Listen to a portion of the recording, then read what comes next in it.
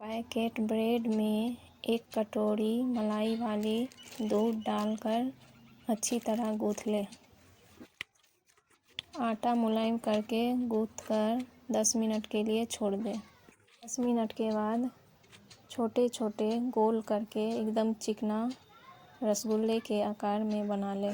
अब 1 गिलास पानी में 3 गिलास चीनी मिलाकर चाशनी पकाएं। चाशनी के चिपचिपे होने पर इसमें इलायची पाउडर डालें और थोड़ा सा नींबू का रस डालें ताकि चाशनी जमे नहीं। अब रिफाइन गरम करके रसगुल्ले को सुनहरा होने तक तलें।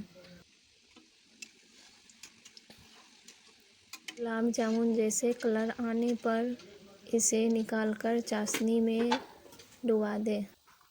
1 घंटे के बाद चाशनी से निकालकर खाएं। गर्मा गर्म गुलाब जामुन।